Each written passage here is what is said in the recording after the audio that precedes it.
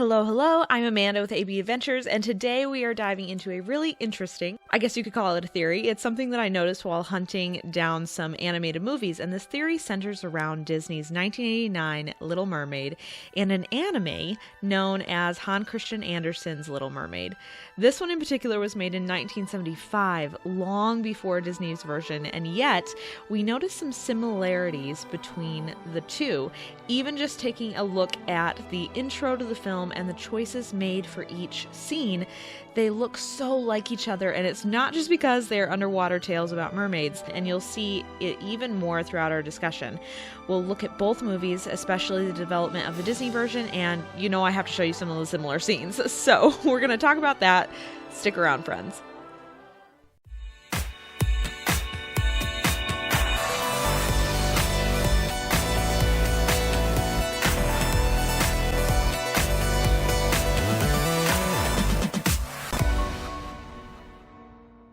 Welcome back, guys. Now, I want to start this off with a reminder that this is just a theory, if you can even call it that. Some of you may know that I have an education as a historian, and I would never claim something without fully backing it by credible sources. And the fact is that I have yet to find a distinct tie between these two movies, but I do think that there are some glaring resemblances.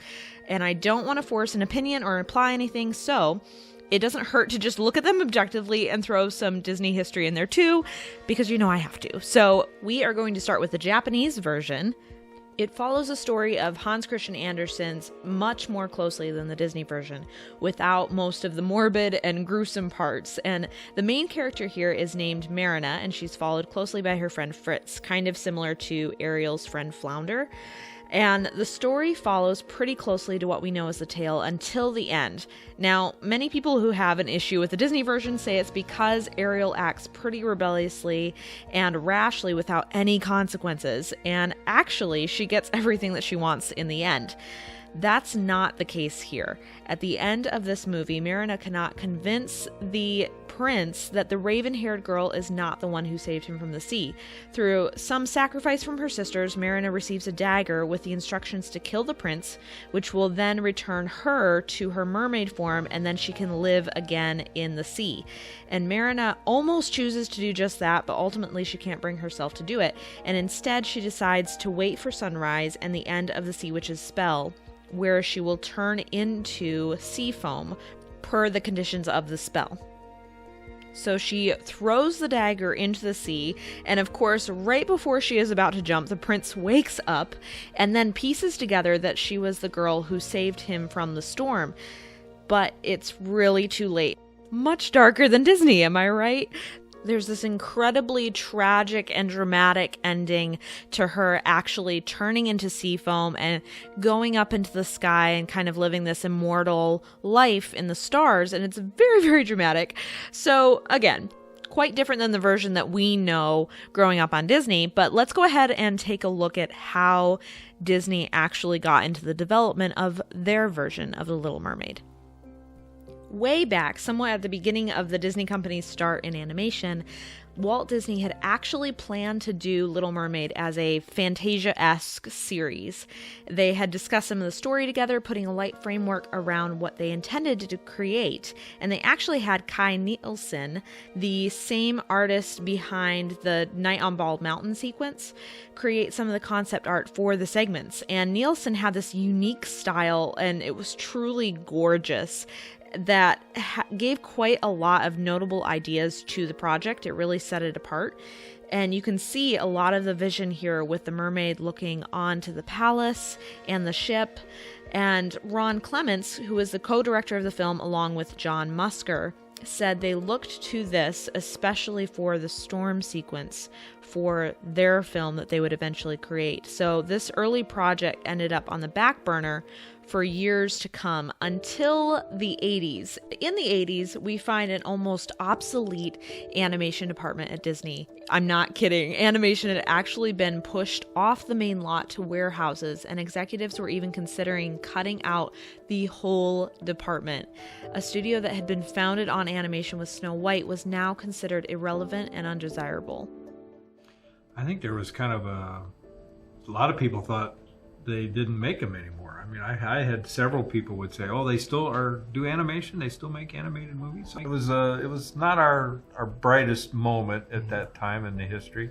In the mid-1980s, Disney brought in many new faces to help revive their films, and I really could do a whole other video just about that time, but I'm going to skip over that for now and get to the actual development of this movie. And summing everything up, the new heads of the animation department started what they called gong shows, and I'll let Ron Clements explain what happened with those. I mean, I actually pitched The Little Mermaid quite a few years ago. I'm bad with dates. They had a meeting called a gong show where they had a bunch of people in a room. Everyone was supposed to go out and find like 3 ideas for animated features, and I went out looking for ideas for animated features, and I went into a bookstore and I started going through a book of fairy tales and came across The Little Mermaid, and reading it, it just seemed to have a lot of the elements that you look for. The one thing about it that seemed like it might be a reason maybe why it hadn't been done before was that the story was so sad and it had such a tragic ending. So I came up with a basic, very simple idea of making the witch more of a villainess that then led to a kind of a little bit more uplifting ending, and pitched it at the next Gong show. Now, you might think that the Little Mermaid story was secure at that point, but actually there was more to it. Disney had just released the film Splash with Tom Hanks and Daryl Hannah, and Jeffrey Katzenberg believed that they shouldn't release 2 mermaid movies back to back. So the film was shelved, and well, Katzenberg called it back the very next day after reconsidering it and the impact of the story. However, he had somewhat of a condition that he didn't think that the mermaid should have red hair, like Ron Clements had imagined and pitched it. When he found out she was a redhead, which he didn't know for a while because the initial animation was all black and white, I think he thought she should be blonde, and I think he said everybody knows all mermaids are blonde. We all know how that story ended.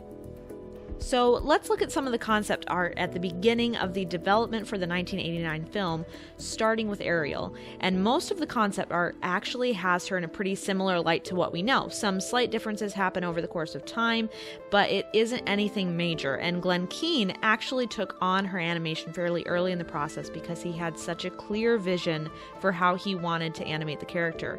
He worked closely with the live action actors to achieve the look in a believable and relatable way. And the final product set Ariel apart from any animated character. And now we move on to Prince Eric, and in my opinion, the earliest versions had much less personality. It really is a very basic young prince, and honestly kind of similar to the Japanese version. I mean, they even used the sunken statue to reveal to the Little Mermaid as a way for her to kind of see him for the first time. It's the same in both movies. But anyway, progressively, the design got closer to the character that we know now. And we have finally arrived at the Sea Witch, or the character Disney called Ursula. And in both films, the Little Mermaid goes into the Sea Witch's lair and meets her alone. So you kind of get this grand entrance and encounter with this villain.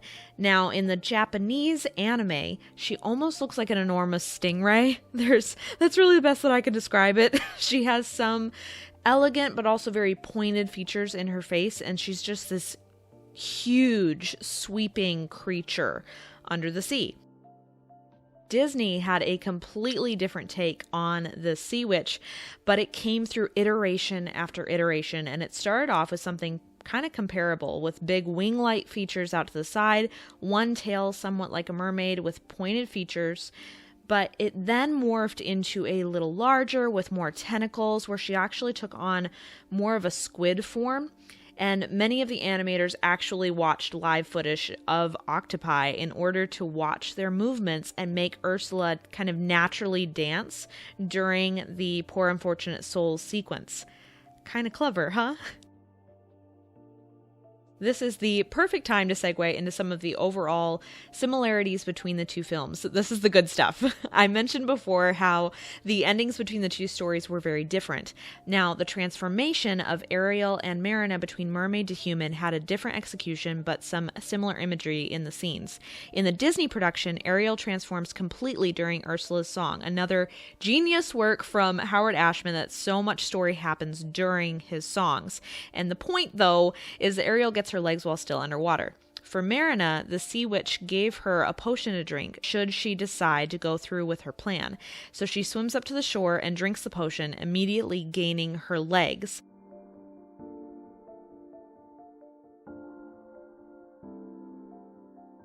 And the prince finds her on the beach, and you'll notice a few points of view that look very, very similar.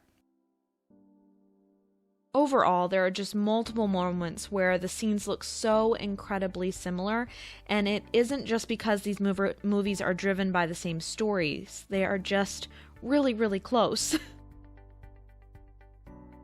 Some of it might just be little stuff, like I find it really interesting that the raven-haired girl has a gold necklace on her, very similar to Vanessa in the Disney version. So there's just these little things that you're just not really sure, but at the same time, they're kind of similar. And it's not everything, but the storm scene is possibly the most prominent to me, which makes me wonder just a little bit if the company behind the Japanese film may have seen some of Kyle Nielsen's work years and years before. Totally just speculation, it's just a thought. But anyway, take a look at some of the rest of these and see what you think.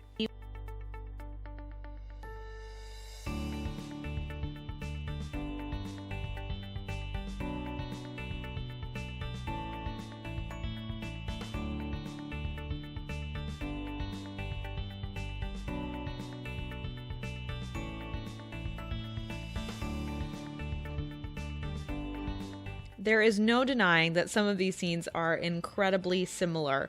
Again, I have no direct connections of proof of how or why for this.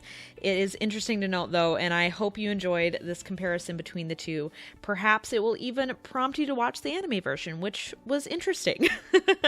I mean, if you've got to experience the tragedy that is Hans Christian Andersen's story, you can always experience it with the Japanese version. And between the two, I think we all can agree that the Japanese version follows much more closely the original story, but the Disney version has such amazing animation, and really, we all love a good happy ending. Who doesn't?